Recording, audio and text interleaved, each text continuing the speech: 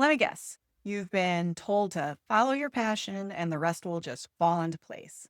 But right now, that advice has you stuck in a cycle of overthinking, questioning your purpose, and wondering why clarity still feels out of reach.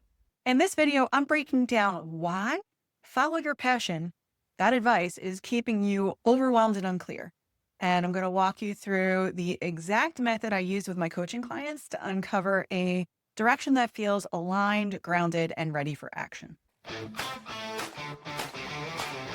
If you're a high performing woman who's ready to stop spinning your wheels and finally get clear on your next move, be sure to hit subscribe and tap that bell so you'll never miss an episode. I'm Corey Logaitis, otherwise known as Corey Lowe.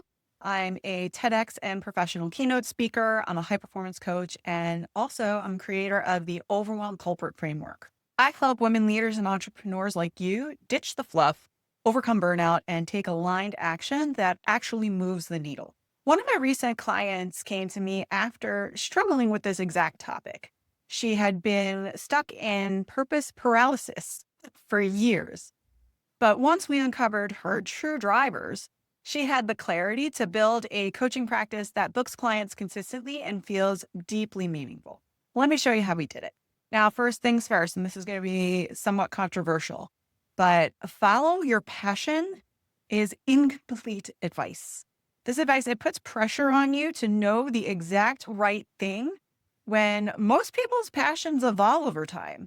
What I was passionate about at 5 years old is fairly different than what I'm passionate about right now, right? So it puts unrealistic pressure on you. Plus, vague statements like, I just want to help people live their best lives, don't translate into a clear, actionable career path. So here's what works better, and it's looking at 5 real data points.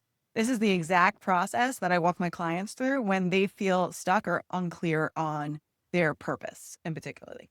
First up is, what did you love doing as a child? So many of us, we dismiss this, but it's so important because what you love doing as a kid is what you authentically love, right? That's like what you authentically are drawn to do because it was things that you loved and enjoyed before societal expectations and before your parents' expectations started to cloud your thoughts and cloud your belief system. The other thing that you should look at doing too is then compare that to, what do you enjoy doing now? And that's not just when it comes to career and work. That, or if you are unfulfilled in your career and work, looking at other activities that you enjoy doing now can really help you kind of figure out better ways to bridge that gap and find work that you find enjoyment and fulfillment out of. From there, when you compare that to what you loved doing as a child, it's very, very simple to see gaps. The other thing that's important to look at is, what do other people naturally come to you for, right? If you were to ask your closest friends, family members, colleagues, what are the things that they view that you are excellent at, or what do they think of you for? I had a coaching client many, many years ago that after doing this type of work and looking at it, she had identified that everybody was always coming to her for time management advice. She had worked in a corporate marketing career, but her friends, her family, different work colleagues, everybody wanted to know how she managed to get so much done and fit so much into her calendar and accomplish so much in the process. This was something that came naturally very easy to her, but was not something that she would have been able to identify had she not taken the time to sit and think about, what are people coming to me for help with? And ultimately now she's still running this business. We worked together maybe 5 years ago, but as of right now, she's still running a very successful time management coaching business. And it all stemmed from this one question, right?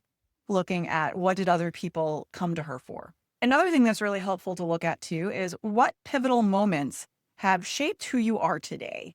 So when I talk about pivotal moments, these are moments in your life where after the event happened, it's different than what preceded it, right? So pivotal life moments can be both a negative experience or a positive experience. It doesn't matter which, but identifying and analyzing, okay, well, what were the pivotal life moments that I've experienced and how did that shape where I am today? These are great places to start because you have life experience in these areas and you can help people with similar transitions in your career and in your work moving forward. And lastly, but most importantly, what change do you wish existed in the world? This is actually the question that is more important than what your purpose is, because this is really what your purpose is actually for. So when you look at it, what change do you want to see in the world? This is how you can actually have an impact and receive fulfillment through the work that you do in having an impact on that change, right? So if you look at me, for example, the impact I want to have in this world is I want to help more women become confident leaders and become confident entrepreneurs, because then that way women can start leading in the workplace and changing systems that were not designed for women to succeed. And hopefully my daughter grows up in a very different work environment 20 years from now when she joins the workforce. So that's the type of change that I would like to see in the world. For you, it might be different. I have a lot of coaching clients that they want to see, change in environmental policy, or they want to have an impact on the way that, teachers are seen in education, that they're valued, for their expertise. So there's lots of different things that probably fire you up that you think needs to change. And this is truly where that purpose can be if you look hard enough. So as you're connecting these data points, remember that your clarity is going to come from connecting all the pieces and not necessarily from overthinking it, right? So you're going to start to see themes, right? And those themes are going to hold the key to whatever your true calling is for right now. I am a true believer that everything that you've experienced in life up to this date has prepared you for how you are meant to help and serve others moving forward. This is going to shift with time, right? Because as you move forward through life, you're going to accrue even more life experience, more work experience, more education. And that's going to add to what you can help and serve others with in the future, right? But for right now, looking at these themes helps you figure out what are some options that you have for you right now, if finding your purpose right now is a priority for you. And remember, your passion isn't just about what you love, right? It's about how you've been uniquely shaped to help serve people through that passion. So I'd love to know which of these 5 areas feels the clearest to you right now. Go ahead, drop them in the comments. Send me a DM. I am most active on LinkedIn. I would absolutely love to hear your thoughts. And if you're watching this and realize that follow your passion, that advice has kept you spinning your wheels, you're not alone. This is exactly the kind of work that I do in my private coaching practice, turning vague purpose into bold and strategic direction. If you're ready to finally get clear on what that next step is and how to make it happen, I'd love to support you. You can go ahead and click the link below in the show notes to apply for my private coaching practice, and let's map your next bold move together. Thanks so much for joining me today, and I look forward to seeing you on the next episode.